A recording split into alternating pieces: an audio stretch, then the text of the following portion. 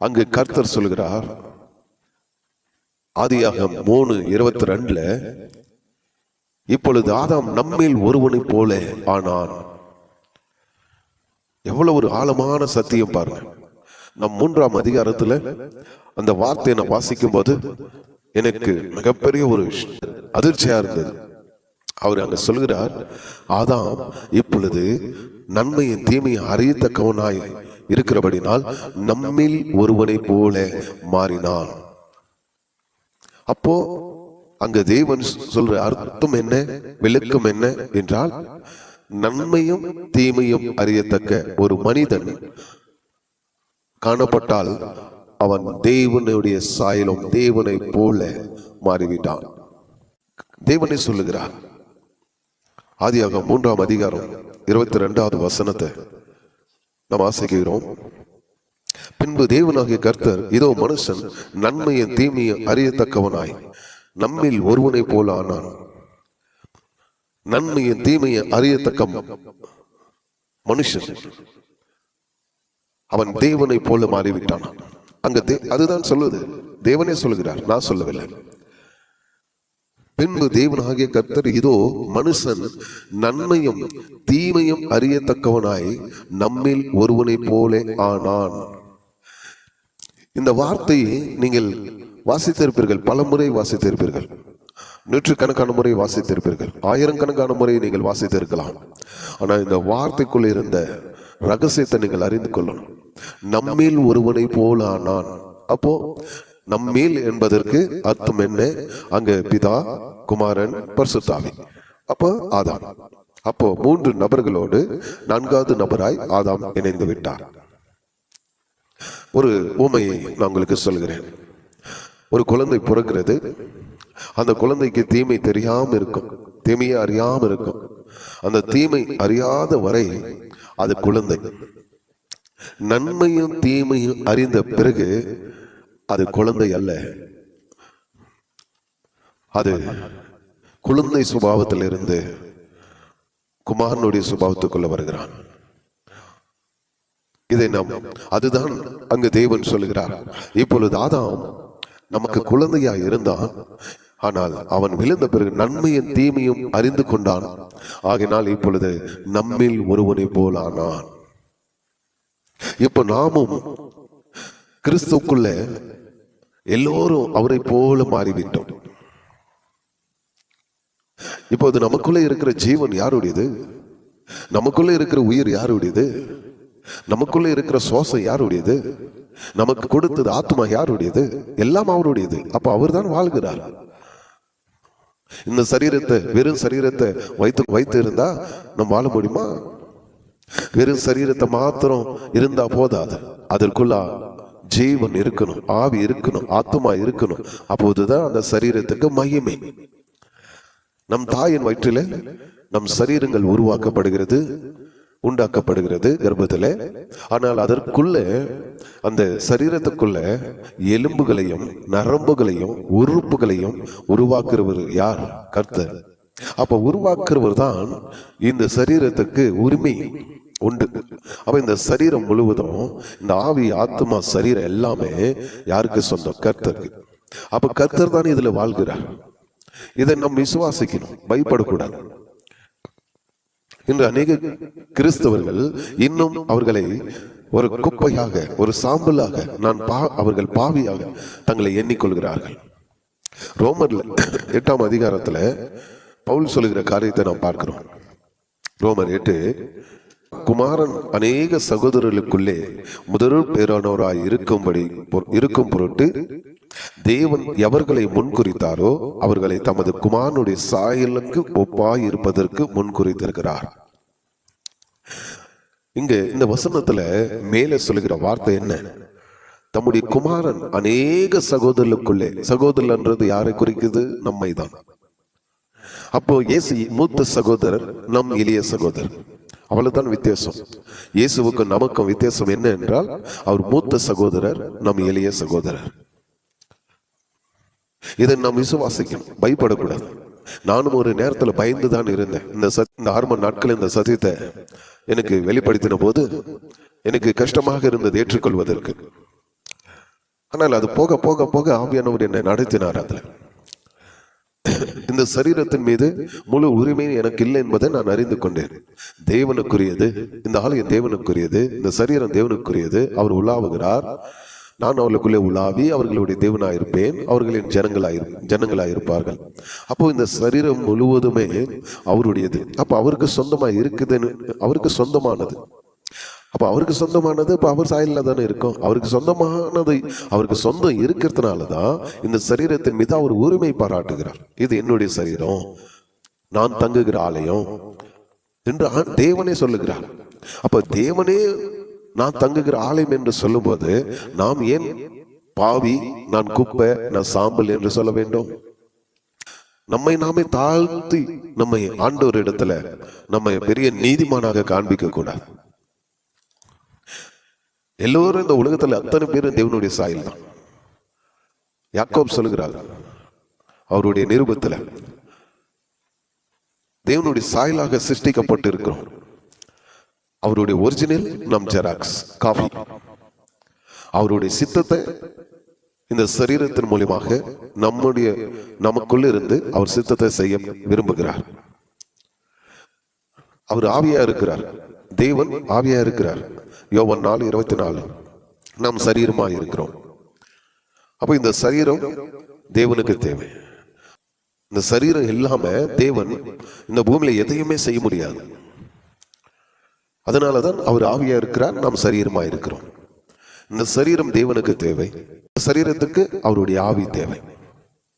இந்த உலகத்துல மக்களே இல்லாவிட்டால் அவர் தேவன் என்று எப்படி அறிந்து கொள்ள முடியும்? யோசித்து பாருங்க. அவர் இல்லாமல் நாம் இல்லை, நாம் இல்லாமல் அவர் இல்லை. இந்த வார்த்தை ரொம்ப கஷ்டமா இருக்கும், ஆனா நான் அதுக்கு விளக்க தரேன். இப்ப இந்த பூமியில மனிதர்களே இல்லைன்னு வைத்துக் கொள்ளுங்க. அப்ப தேவன் என்று யாரு, அவர் தேவன் என்று யார் துதிப்பாங்க? மனிதர்களே இல்லை. அப்ப யார் இவர் தேவன் என்று துதிப்பார்கள்? மனிதர்கள் மூலியமா தான் தேவன் வெளிப்படுகிறார். மிருகங்கள் மூலியமாக தேவன் வெளிப்படுவதில்லை. இந்த பூமியை அவர் படைத்தது வெறுமையா இருக்கக்கூடாது என்று நினைத்து பூமியின் மீது ஜனங்களை பழகி பெருகும்படி செய்தார். நோவா இடத்துல அதுதான் சொன்னார். ஆபிரகாம் இடத்திலையும் சொன்னார், உன் சந்ததி வானத்தின் நட்சத்திரங்களை போல இருக்கும், பூமியின் தூளை போல இருக்கும் உன் சந்ததி என்று சொன்னார்.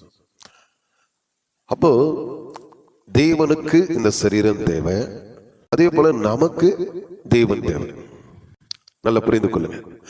தேவனுக்கு இந்த சரீரம் தேவை, நமக்கு தேவன் தேவை. அவருக்கு இந்த சரீரம் தேவைப்படுகிறது. அதுதான் இயேசு சொல்லுகிறார், உங்கள் சரீரம் விசேஷமானவைகள். இந்த சரீரம் இல்லாம தேவன் இந்த பூமியில தன்னுடைய ராஜ்யத்தை ஸ்தாபிக்கவே முடியாது. இப்போ ஊழியர்கள் இருக்காங்க, அப்போஸ்தலர் இருக்காங்க, தீர்க்கதரிசிகள் இருக்காங்க, சுவிசேஷர்கள் இருக்காங்க, மெய்ப்பரு போதகர் இருக்காங்க. இப்போ இவர்கள் இல்லாம எப்படி சுவிசேஷத்தை அறிவிக்க முடியும்? மனிதர்களே இல்லைன்னு வைத்துக் கொள்ளுங்க. இந்த பூமி மனிதர்களே இல்லை. அப்போ அவர் தேவனா இருந்து என்ன லாபம்?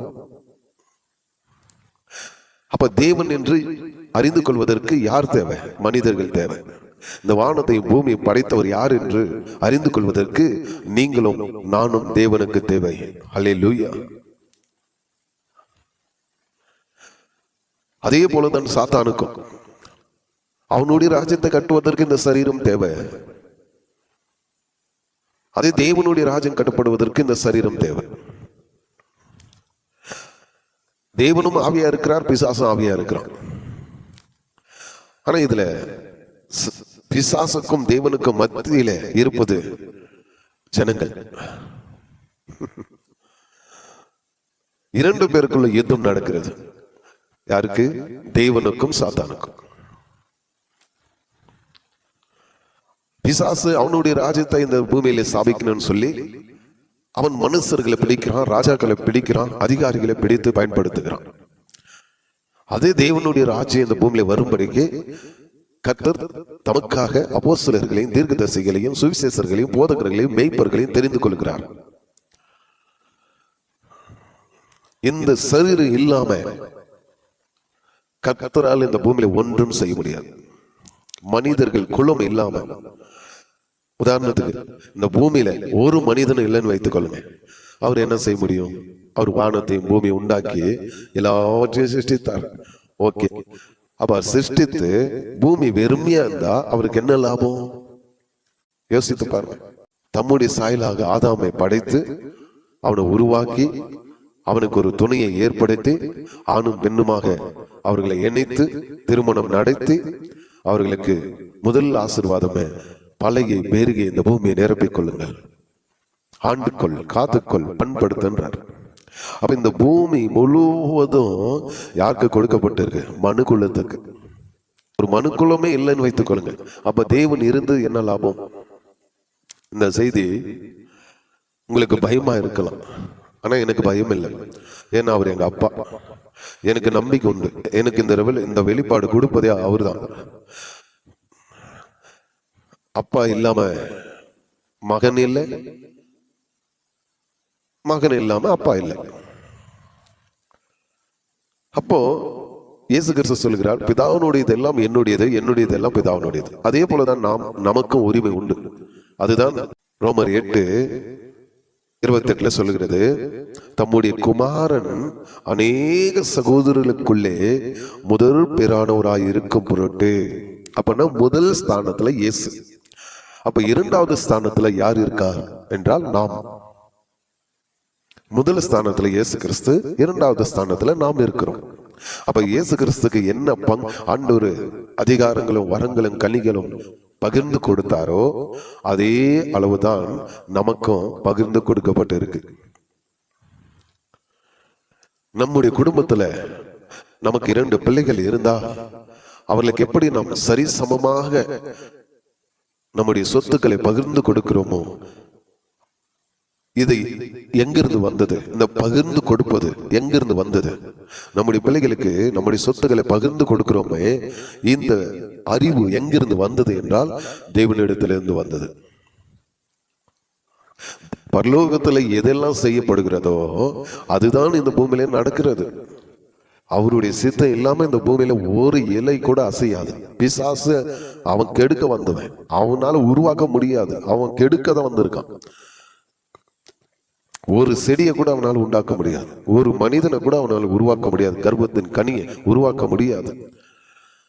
உருவாக்கப்பட்ட மனிதனை அவன் என்ன செஞ்சுக்கிறான்? திருடிகிறான். அவ்வளவுதான் அவனுடைய வேலை. மனிதனை திருடி கொள்வது பிசாசனுடைய வேலை. பாருங்க, ஆதாமே மண்ணிலே உருவாக்கினான். அதே பிசாசு என்ன செஞ்சிட்டான்? அந்த மண்ணை இப்ப கல்லாக மாத்தி ஜனங்களை அந்த கல்லை வணங்க வைக்க ஆரம்பிச்சிட்டான். எதெல்லாம் தேவன் படைத்தாரோ அதை அப்படி அவன் என்ன செஞ்சிட்டான்? ஆப்போசிட்டாக செய்கிறான். ஆதாம உண்டாக்குந்து எதற்காக?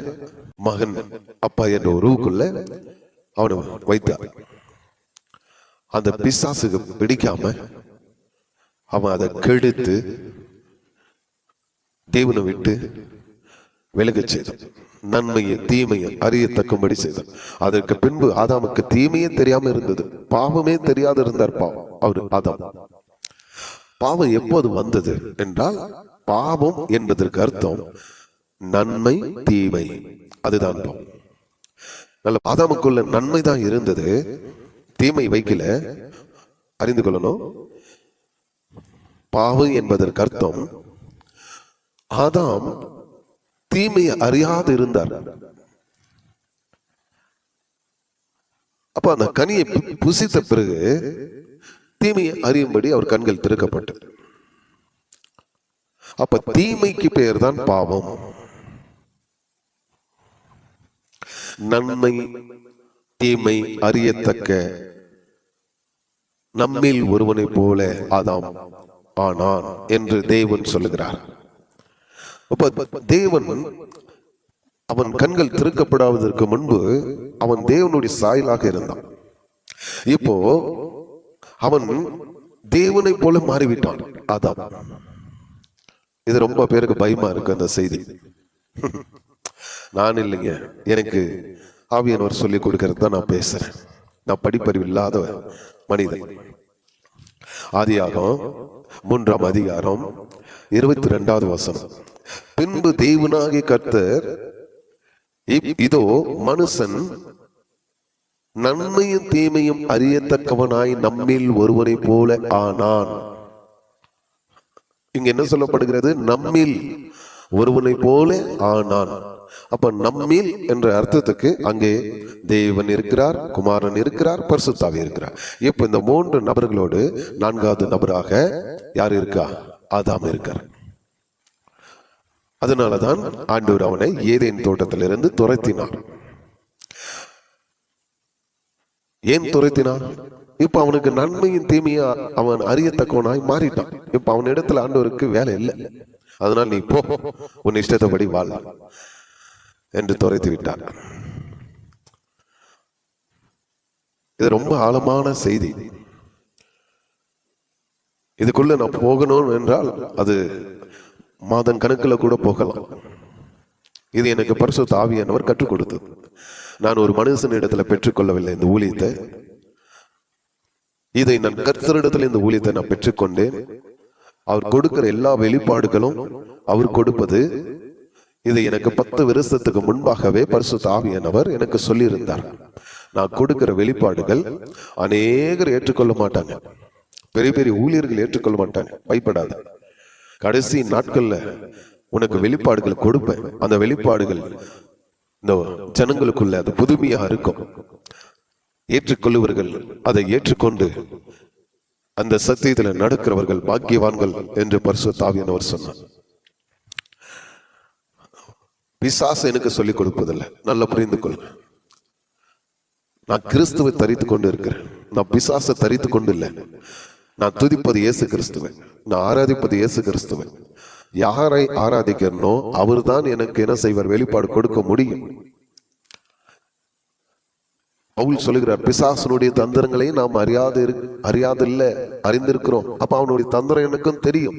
18 வருஷம், இந்த 25 வருஷத்துல அவன் எந்த விதத்துல என்னை அடித்தான், எப்படியெல்லாம் என்னை காயப்படுத்தினான், அவனுடைய சூழ்ச்சி என்ன, அவனுடைய வேலைகள் என்ன, அவன் ஜனங்களை எப்படி வஞ்சிக்கிறான், எப்படி அவன் மோசம் போக்குகிறான் என்பதை எல்லாம் இந்த 25 வருஷத்துல நான் கற்றுக்கொண்டேன். பரிசுத்த ஆவியானவர் எனக்கு உதவி செய்தார். அவனுடைய காரியங்களை குறித்து எனக்கு பரிசுத்த ஆவியானவர் ஒவ்வொரு ஸ்டெப்பு, அவனுடைய நடக்கை, அவனுடைய பேச்சு, அவனுடைய பார்வை, அவனுடைய கிரிகள் எல்லாம் எனக்கு ஆவியானவர் கற்றுக் கொடுத்திருக்கிறார். யோவான் சொல்லுகிறார், கிறிஸ்துவ மறுதலிக்கிறவன் தான் அந்த கிறிஸ்து. நான் கிறிஸ்துவ மறுதலிக்கல, நான் கிறிஸ்துவ குறித்து பேசுகிறேன். மனிதர்கள் எப்படி இருக்கிறார்கள் என்பதை பேசுகிறேன். சங்கீதம் 82:6 சொல்லுகிறது, நாம் தேவர்களை போல இருக்கிறோம் என்று. நாம் அதை பயப்பட வேண்டிய அவசியம் இல்லை. எப்படி தேவர்களை போல இருக்கிறோம் என்றால், இந்த சரீரத்துக்குள்ள உயிர், ஆவி, ஆத்மா, இதை கொடுத்தது யார்? தேவனுடையது. அப்ப தேவன் அப்ப எங்க இருக்கிறார்? இந்த சரீரத்தில் வாழ்கிறார். நம் சுவாசம் கூட இயேசுன்னு தான் வரும். அப்படி ஊதினால் கூட இயேசு என்று தான் வரும். அப்போ நம்ம யாருடைய சாயல்ல இருக்கிறோம், யார் ரூபத்தில் இருக்கிறோம் என்றால் குமாரனுடைய சாயலாகவே நாம் இருக்கிறோம்.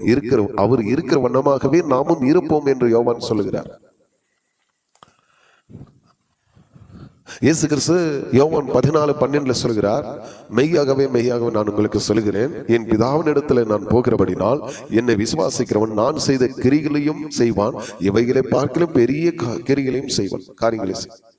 அப்போ இயேசு அங்க சொல்றதுக்கு அர்த்தம் என்ன? அப்பா, இதை விட இன்னும் பெரிய காரியங்களை நீங்க செய்வீர்கள். அதே எபேசியர் 1ஆம் அதிகாரத்துக்கு நாம் வருகிறேன். 1ஆம் அதிகாரத்துக்கு வருகிறேன்.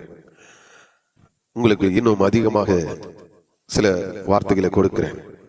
இந்த ரகசியங்கள் எல்லாம் பரிசுத்த ஆவியானவர் எனக்கு கொடுத்தார். நான் இந்த மாதிரி சத்தியத்தை நிறைய பேர் போதிச்சிருக்காங்க, ஆனா அதை நான் ஏற்றுக்கொள்ளல. அப்போ ஏன்னா ஒரு மனிதன் சொல்வதை நான் ஏற்றுக்கொள்ள மாட்டேன், அவ்வளவு சீக்கிரமா நான் ஏற்றுக்கொள்ள மாட்டேன். ஏன்னா நான் இந்து குடும்பத்துல இருந்து ஒரு கோயில் பூஜாரியா இருந்து நான் வந்தவன். அதனால சடன்லி ஒரு ஊழியர் சொல்லுகிற வார்த்தையை நான் அவ்வளவு சீக்கிரமா ஏற்றுக்கொள்ள மாட்டேன். நான் அதை பகுத்தறிந்து பரிசுத்த ஆவியானவர் எனக்கு என்னோடு அதை உறுதிப்படுத்தும். அப்போதான் நான் அந்த சத்தியத்தை நான் ஏற்றுக்கொள்வேன். ஒருவேளை இந்த சத்தியம் உங்களுக்கும் புதிதாக இருந்தால் நீங்க பரிசுத்த ஆவியானவரை கேட்கலாம். இந்த சத்தியம் உண்மையா ஆண்டவரே, ஆவியானவரே, இதை ஏற்றுக்கொள்ளட்டுமா என்று பரிசுத்த ஆவியானவர் இடத்துல நீங்க கேட்கலாம். நீங்க மனுஷன் இடத்துல கேட்க வேண்டாம். அதற்காக விவாதங்கள் பண்ண வேண்டாம்.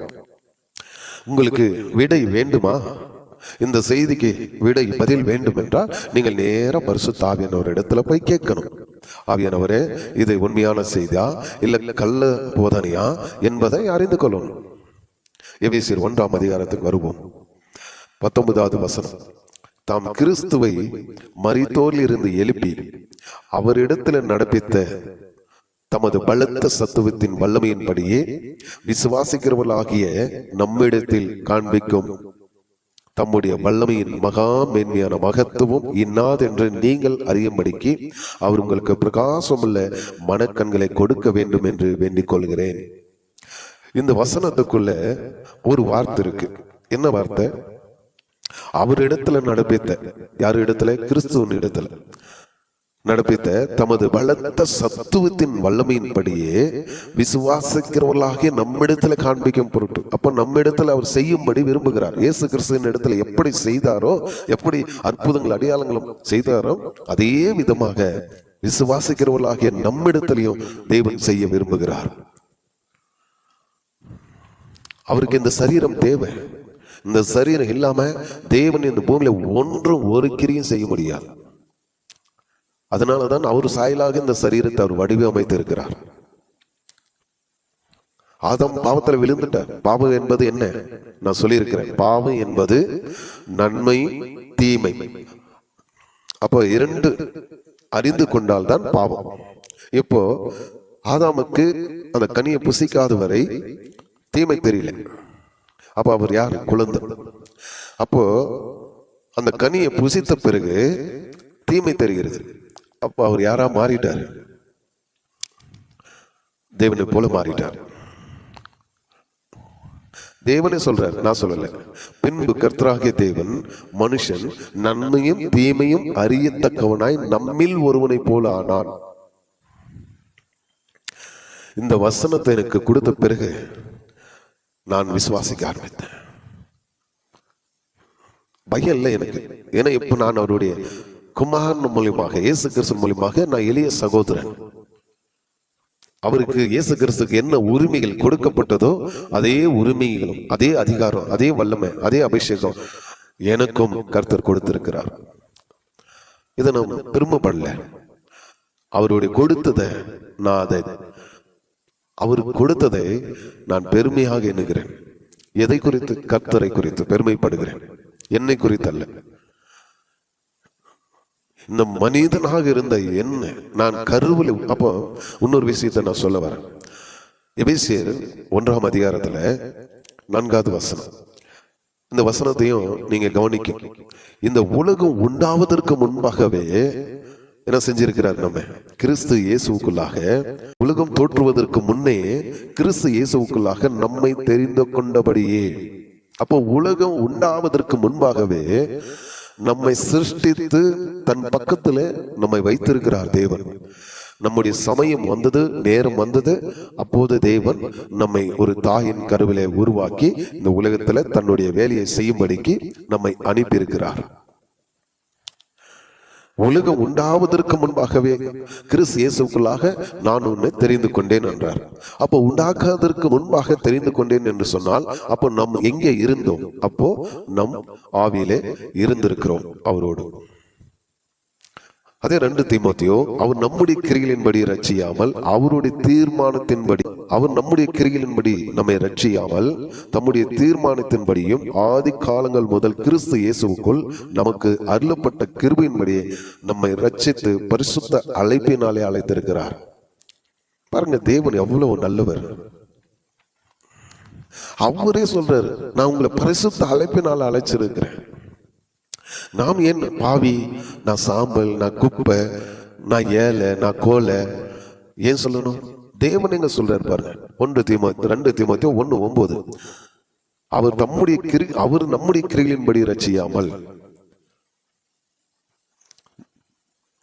தம்முடைய தீர்மானத்தின்படியும் ஆதி காலம் முதல் என்றால் அப்போ உலகம் உண்டாவதற்கு முன்பாகவே லட்சம் ஆண்டுகளுக்கு கிறிஸ்து இயேசுவுக்குள் நமக்கு அருளப்பட்ட கிருபையின்படியே நம்மை ரட்சித்து பரிசுத்த அழைப்பினாலே அழைத்திருக்கிறார். தேவனே பரிசுத்த அழைப்பில் அவர் நம்மை பரிசுத்தமாய் பார்க்கிறார். நாம் தான் இந்த சரீரத்துல நம்மை குறைவாக பார்க்கிறோம். நான் உதவாதவன், நான் குப்பை, நான் சாம்பல், நான் ஏழை, நான் கோலை என்று பார்க்கிறோம். தேவன் அப்படி பார்க்கல. தேவன் இங்க பார்ப்பது பரிசுத்தவான் என்பதை அவர் பரிசுத்தவானாக பார்க்கிறார். தேவன் நம்மை பரிசுத்தவானாக பார்க்கிறார், நீதிமானாக பார்க்கிறார். எல்லாவற்றுக்கும் மேலாக என் மகன் அவருடைய மகனாக பார்க்கிறார். யோவான் 1:12 சொல்லுகிறது, அவர் விசுவாசித்தவர்கள் எத்தனை பேர்களோ அத்தனை பேர்களுக்கு தேவனுடைய பிள்ளைகள் என்ற அதிகாரம் கொடுத்திருக்கிறார். இயேசு கிறிஸ்துவுக்கும் தேவன் பிள்ளை. அவர் மூத்தவர், நம் எளிய சகோதரன். அவருக்கு என்ன பங்கிட்டு கொடுத்தாரோ அதே சமமாய் நமக்கும் பங்கிட்டு கொடுக்கக்கூடியதுதான் தேவன். நம்முடைய பிள்ளைகளுக்கு எப்படி நம்முடைய சொத்துக்களை பங்கிட்டு கொடுக்கிறோமோ சரிசமமாக, அதே போலதான் தேவனும் கிறிஸ்துவுக்குள்ள நமக்கு சரிசமமாக தம்முடைய வல்லமை, அபிஷேகம், வரங்கள், கனிகள், ஆசீர்வாதங்கள் எல்லாம் பங்கிட்டு கொடுத்திருக்கிறார். அதை விசுவாசிக்கிறவர்களுக்கு தான் இந்த ஆசீர்வாதங்கள் அவர் வாழ்க்கையில நிறைவேறும்.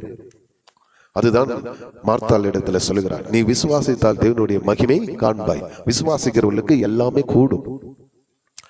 விசுவாசிக்கணும், பயப்படக்கூடாது. நாம் தேவனுக்கு மேல இருக்கணும்னு சொல்லி நாம் நினைக்கல. அப்படி நினைத்தால் தான் பாவம், பெருமை. உதாரணத்துக்காக நான் சொல்ல, இப்போ தமிழ்நாட்டில் முதலமைச்சர் மு க ஸ்டாலின் ஐயா இருக்கார். உட்கார்வதற்காக ஒரு என்ன செய்யறாங்க, பெரிய ஒரு சோபாவை வைக்கிறார்கள். அதே போல வலது பக்கத்திலையும் இடது பக்கத்திலையும் மந்திரிகளும் எம்எல்ஏ எம்பிகளும் அமர்ந்திருப்பாங்க அவருடைய லைன்ல. அவரு சிஎம் தானே, அப்ப அவரு தனியாக அமரலாம் இல்லையா? இல்ல, அப்படி இல்லை.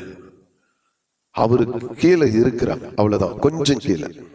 அதனாலதான் சிஎம் அருகாமையிலே மந்திரிகளும் எம்பி எம்எல்ஏகளும் அமர்கிறார்கள். அதே போலதான் நம்மையும் தேவன் தம்முடைய அருகாமையிலே நமக்காக இருக்கைகளை வைத்திருக்கிறார். இயேசு கிறிஸ்து வலது பரியாசத்துல அமர்ந்திருந்தால் நீங்கள் இடது பரியாசத்துல நீங்களும் நானும் அமர்ந்திருப்போம். இயேசு வலது கை, நம் இடது கை. நினிவே பட்டணத்தை ஆண்டவர் அழிக்கும்படி கர்த்தர் யோனாவை அனுப்புகிறார். வலது கைக்கு இடது கைக்கு வித்தியாசம் தெரியாத 1,20,000 பேரு நான் அழிப்பேனோ என்று சொன்னார். இயேசு கிறிஸ்து வலது கை, நம் இடது கை. இதை விசுவாசிங்க. அப்போஸ்தலர்களுக்கு இயேசு சொன்னார், 12 கோத்திரங்களை நீங்கள் நியாயம் விசாரிப்பீர்கள். கொரிந்தியர் 6:2 பரிசுத்தவான்கள் உலகத்தை நியாய தீர்ப்பார்கள் என்றும் அறியீர்களா? உலகம் உங்களால நியாய தீர்க்கப்படுவதாக இருக்க அற்ப வழக்குகளை தீர்க்க நீங்கள் அபாத்திரரா? அப்ப இந்த உலகம் யார் நியாய தீர்க்க போறாங்க? நீங்களும் நானும் தான். பரிசுத்தவான் யார்? நீங்கள் தான். நீதிமான் யார்? நீங்கள் தான். தேவ பிள்ளைகள் யார்? நீங்களும் நானும் தான். நானும் நீங்களும் தான் இந்த உலகத்திலே கடைசி நாட்களை நியாய தீர்க்க போகிறோம். அப்போ நியாய தீர்க்கும்படிக்கே நமக்கு அதிகாரம் கொடுத்திருக்கார் என்றால் அப்போ எவ்வளவு ஒரு அவர் நம் மீது அன்பு வைத்திருக்கிறார். அவர் முழுமையாக அப்படியே நமக்கு தன்னுடைய எல்லா அதிகாரத்தையும் மனுக்குலத்துக்கு தந்து விட்டார் இயேசு கிறிஸ்து மூலமாக. உதாரணத்துக்கு எனக்கு ஆவியானவர் இதற்கு அடையாளமாக பார்வோனையும் யோசேப்பையும் காண்பித்தார். பார்வோன் சொல்லுகிறான், நான் உன்னில் கொஞ்சம் மேலா இருப்பேன், அவ்வளவுதான். மற்ற இந்த தேசம் முழுவதும் உன்னுடைய கட்டுப்பாட்டுக்குள்ளதான் இருக்கும். உன் சொல்லின் மித்தமா ஒன்று அசைக்கூடாது. ஆதியாக 41:39. பின்பு பார்வோன் யோசேப்பை நோக்கி, தேவன் இவைகள் எல்லாவற்றையும் உனக்கு வெளிப்படுத்தினபடினால் உன்னை போல விவேகமும் ஞானமுள்ளவன் வேறொருவன் இல்லை.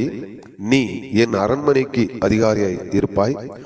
உன் வாக்கின்படியே என் ஜனங்கள் எல்லோரும் அடங்கி நடக்க கடவார்கள். சிங்காசனத்தில் மாத்திரம் உன்னில் நான் பெரியவனாய் இருப்பேன் என்றான். பின்பு பார்வோன் யோசேப்பை நோக்கி, பார், எகிப்து தேசம் முழுமைக்கும் உன்னை அதிகாரியாக்கினேன் என்று சொல்லி, பார்வோன் தன் கையில் போடப்பட்டிருந்த தன் முத்திரை மோதிரத்தை கலற்றி அதை யோசேப்பின் கையிலே போட்டு மெல்லிய வஸ்திரங்களை அவனுக்கு உடுத்தி பொன் சர்ப்பணிகளை அவன் கழுத்திலே தரித்து தன்னுடைய 2வது ரதத்தின் மேல் அவனை ஏற்றி தண்டனித்து பணியுங்கள் என்று அவனுக்கு முன்பாக குனிந்து எகிப்து தேசம் முழுவதுக்கும் அவனை அதிகாரி ஆக்கினான். இதுல என்ன ரகசியத்தை நீங்க அறிந்து கொள்ள முடியும் தெரியுங்களா? இந்த பார்வோன் கையில இருந்த மோதிரம் அது அதிகாரத்தை குறிக்குது. அந்த அதிகாரத்தை யோசேப்புக்கு தரார். இந்த பார்வோன் யாருக்கு அடியாளம் என்றால் தேவனுக்கு அடியாளம். யோசேப்பு யாருக்கு அடியாளம் என்றால் சபைக்கு அடியாளம். இயேசு கிறிஸ்து சீசர்களுக்கு என்ன கற்றுக் கொடுத்தார்? அதிகாரங்களை கொடுத்தார். மத்தேயு சுவிசேஷம் 10ஆம் அதிகாரத்துல அவர்களை 12 பேர் அழைத்து அவர்களுக்கு அதிகாரம் கொடுத்தார். பிசாசுகள் மீது, நோய்கள் மீதும் எல்லாவற்றின் மீது அதிகாரம் கொடுத்தார். என் நாமத்தினால் பிசாசுகளை துரத்துங்கள் என்று. அங்கே மெல்லிய வஸ்திரம் என்பது ரட்சிப்புக்கு அடையாளம். அந்த பொன் சர்ப்பனையை அவன் கழுத்தில், அப்ப மனவாட்டிக்கு அடையாளம். அவர் மனவாளன், நம் மனவாட்டி. எப்படி ஒரு கணவன் தன் மனைவிக்கு தாலி கட்டுகிறார்களோ அது போல இந்த பொன் சர்ப்பனை அவன் கழுத்தில் தரித்தான். அப்போ மனவாட்டிகை அடையாளமாக இருக்கிறது. இன்னும் நிறைய இருக்கு வெளிப்பாடுகள். இதுக்கு இணையான வசனங்கள் நிறைய எனக்கு ஆண்டவர் கொடுத்திருக்கிறார். ஆனால் இந்த செய்தியை நான் பதிவு செய்யக்கூடாது என்று நினைத்தேன். ஆனாலும் ஆவியானவர் என்னை ஏவினார். சத்தியத்தை கற்றுக் கொடுத்தது மற்றவர்களுக்கு பகிர்ந்து கொடுக்கணும். அதுதான் தேவனுடைய சித்தம். அவர் கொடுத்த வெளிப்பாடுகளை கடத்தப்பட வேண்டும் மற்றவர்களுக்கு. நாம் பகிர்ந்து கொடுக்கிற ஊழியத்தை நாம் செய்ய வேண்டும். இலவசமாக, பணத்துக்காக அல்ல. இலவசமாய் பெற்றீர்கள், இலவசமாய் கொடுங்கள். இந்த வார்த்தை இயேசு சொன்ன வார்த்தை, நான் சொல்லல. இந்த வார்த்தைக்கு எதிராக பணத்தை வாங்கி கற்றுக் கொடுக்கிறவர்கள் அத்தனை பேரும் நான் அவர்களை உண்மையாகவே நான் ஏற்றுக்கொள்ள மாட்டேன். ஒரு உதாரணத்துக்கு எங்க அண்ணன் சகோதரர் ஜோசப் அண்ணா அவர்கள் இன்னரையில் நடத்துகிறார். 6 நாட்களுக்கு அவர் 1600 ரூபாய் பீஸ் வாங்குகிறார். அவர்களுக்கு தங்குகிற இடமும் உணவும் மற்றும் அந்த இன்னரலிங்குடைய புத்தகங்களும் அந்த 1600 ரூபாயில எல்லாமே அடங்கி இருக்கிறது. அந்த 6 நாட்களுக்கு 1600 ரூபாய் வாங்குகிறார். செலவு அதற்கு மேலாக ஆகிறது 500 ரூபாய். அது அவர் தன்னுடைய கையில் இருந்து அது போடுகிறார். அதுதான் உண்மையான ஊழியம். 6 நாட்களுக்கு யோசனை பண்ணிப்பார். இதே 6 நாட்களுக்கு வேறு ஆட்கள் கூட்டங்கள் நடத்துகிறார்கள். அவர்கள் 5000 6000 வாங்குகிறார்கள். அப்போ அவர்கள் வாங்குவது அந்த பாருங்க, அந்த 6 நாட்களுக்கு உணவு எவ்வளவு ஆகும்? ஒரு நாளைக்கு மினிமம் வைங்க 200 ரூபாய் வைங்க. 6 2 12 1200 ரூபாய். சரி, தண்ணி பில்லு, கரண்ட் பில்லு 6 நாளைக்கு எல்லாம் சேர்ந்து ஒரு 500 ரூபாய். அப்படியே மிஞ்சி வைத்துக் கொள்ளுங்க, ஒரு 2000 ரூபாய் கூட வைங்க. அவ்வளவுதான் செலவாகும். அப்படி இல்லாவிட்டாலும் இன்னும் ஒரு 500 ரூபாய் சேர்த்து 2500 வைங்க 6 நாட்களுக்கு. கரண்ட் பில்லுக்கு இன்னும் பல செலவுகள். ஆனா இன்றைக்கு 6 நாட்களுக்கு இதே மற்றவர்கள் செமினார்கள் நடத்துகிறார்கள், 5000 என்று வாங்குகிறார்கள். இவர்கள் யார் என்றால் நீங்கள் அறிந்து கொள்ளணும். இயேசு சொன்னதுக்கு எதிர்மறையானவர்கள். இலவசமாய் பெற்றீர்கள், இலவசமாய் கொடுங்கள். அப்ப இலவசமா சொன்ன ஆண்டவர், இலவசமா கொடு என்று சொன்ன ஆண்டவர் எப்படி அவர் இந்த வார்த்தைக்கு எதிராக சொல்லுவார்? நீ பணத்தை வாங்கு என்று, இவ்வளவு பணத்தை வாங்கு என்று எப்படி சொல்லுவார்? சொல்லவே மாட்டார். அவர் வார்த்தையை மீறவே மாட்டார் கர்த்தர். அப்போஸ்தலர்கள் 12 பேரும் அவர்கள் பணத்தை வாங்கி எந்த இடத்துல ஊழியத்தை செமினாரை நடத்தல. கொர்நேலியு வீட்டுக்கு பேதுரு போனார். அவர் பிரசங்கம் பண்ணி கொண்டு இருக்கும் போதே பரிசுத்த ஆவி நிரப்பப்பட்டாங்க. இலவாசமா பெற்றீர்கள், இலவாசமா கொடுங்க, இலவாசமா பண்ணார் அவர். இன்றைக்கு அப்படி இல்லை. இது கடைசி நாட்கள்ல 3 நாட்கள் செமினார் இருந்தா 3000 4000. இது இயேசு சொன்ன வார்த்தைக்கு எதிர்மறையான வார்த்தை. சத்தியத்தை இலவாசமாய் பெற்றீர்கள், இலவாசமாய் கொடுக்கணும். இதுதான் இயேசு சொன்ன வார்த்தை. நான் எந்த மனுஷனுக்கு எனக்கு பொறாமை கிடையாது. எனக்கு காரு, எனக்கு பங்களா, எனக்கு இப்படி இருக்கணும், அப்படி வாழணுன்றது எனக்கு ஆசையே கிடையாது. நான் அதெல்லாம் பார்த்து புறம்பே தள்ளினவன், பணத்தை பார்த்து வந்தவன், பிசினஸ் மேனா இருந்தவன், பணத்தை பார்த்து இருக்கிறேன். ஆனா கிறிஸ்துவை விட எனக்கு பணம் பெருசா தெரியல, கார் பெருசா தெரியல, வீடு பெருசா தெரியல. இலவாசமாய் நான் பெற்றேன், இலவாசமாய் கொடு. அதுதான் என்னுடைய ஊழியம். வருகிற நவம்பர் மாதத்துல தீர்க்கதரிசிகள் யார், தீர்க்கதரிசிகள் அடையாளம் என்ன என்ற ஒரு செமினாரை நடத்துவதற்காக நாங்கள் திட்டம் வகுத்திருக்கிறோம். அதற்கு பணம் நான் கர்த்தரிடத்துல கேட்டிருக்கிறேன். ஆண்டவரே, நீங்க இலவாசமாய் கொடு, இலவாசமாய் பெற்றாய், இலவாசமாய் கொடு என்று நீங்க சொன்னீங்க. அப்ப இந்த கூட்டங்கள் நடத்துவதற்கு நீங்க தான் எனக்கு பணம் தேவை, தரணும். 4 நாட்கள் அந்த கூட்டங்கள். அப்போ அவர்கள் இடத்துல நான் வாங்குவது பீஸ் 1000 ரூபாய் சாப்பாட்டுக்கு மாத்திரம். அதற்கு மேல செலவு ஆகுறதெல்லாம் எனக்கு ஆண்டவர் தரணும்னு சொல்லி நான் கேட்கிறேன். அவங்க மேல பாரத்தை சுமத்தக்கூடாது. எத்தனையோ நபர்கள் 1000 கிலோமீட்டர் 2000 கிலோமீட்டர்ல இருந்து செலவு பண்ணி வருவாங்க. சத்தியம்தான், பரவாயில்ல அப்படின்னு கூடாது. அதெல்லாம் தவறான நம்ம உபதேசத்தை நம்ம செய்யக்கூடாது. ஒரு கூட்டத்தை நடத்தும்படி கர்த்தர் சொன்னால் அந்த கூட்டத்துக்கு வேண்டிய அத்தனை பணத்தையும் கர்த்தரே தருவார். இதுதான் என்னுடைய விசுவாசம். வருகிற நாட்கள்ல நான் இலவாசமாவே கொடுக்கணும்னு சொல்லி நான் நினைக்கிறேன். என்னுடைய ஆசை இலவாசமா ரூம், அவங்களுக்கு பணம் இல்லாம நல்ல ஒரு ரூம்ல 3-4 நபர்கள் தங்கி இருக்கும்படி என்னுடைய பிளான், என்னுடைய திட்டம் இருக்கு. அவர்களை அதுல ட்ரைனிங் எடுத்துக்கொண்டு போவதற்காக திட்டம் வைத்திருக்கிறோம். இந்த திட்டத்தை கர்த்தர் நிறைவேற்றுவார். ஏன்னா திட்டத்தை கொடுப்பவர் அவர்தான். திட்டங்கள் தருபவரும் நீர்தான் ஐயா, செயல்படுத்தி மகிழ்பவரும் நீர்தான் ஐயா. திட்டங்கள் தருபவர் அவர்தான், செயல்படுத்துகிறவரும் அவர்தான். தந்தை பெருமன் செய்ய நல்ல அந்த பாடலில் எழுதியிருக்கிறார். உங்க ஊழியம் நான் ஏன் கலங்கணும், அழைச்சது நீங்க என்னை நடத்தி செல்லுவீங்க. திட்டங்கள் தருபவரும் நீதான் ஐயா, செயல்படுத்தி மகிழ்பவரும் நீதான் ஐயா. ஆமா, ஊழியத்தை கொடுத்தது அவரு, திட்டங்களை தருவது அவர், என் மனதில் அதை போட்டது அவர், அதை செயல்படுத்த போவதும் அவரே, நான் அல்ல. இந்த வெளிப்பாடுகளும் கொடுத்தது அவர், அதை சொல்லும்படி வைப்பது அவரே, என் வாயை திறந்தது அவரே. என் வாய் மந்த நாவும் திக்கு நாவுமாய் இருந்த என்ன இன்றைக்கு இந்தியா முழுவதிலும் இந்தியிலேயே நான் பிரசங்கிக்கும்படி கர்த்தர் எனக்கு என் வாயை திறந்திருக்கிறார். மோசே சொல்கிறார், நான் மந்த நாவும் திக்கு நாவும் இதற்கு நான் தகுதி இல்லை என்று சொன்னார். அது போல நான் ஒரு தகுதியற்றவனாக இருந்தேன். நான் சொல்லுகிறேன், நான் தகுதியற்றவனாக இருந்தேன் என்று நான் தான் சொல்றேன், ஆண்டவர் சொல்லல. ஆண்டவர் நம்மை அழைத்தது உலகம் உண்டாவதற்கு முன்பாகவே கிறிஸ்து இயேசுக்குள்ளாக நம்மை பரிசுத்த அழைப்பிலே அழைத்திருக்கிறார்.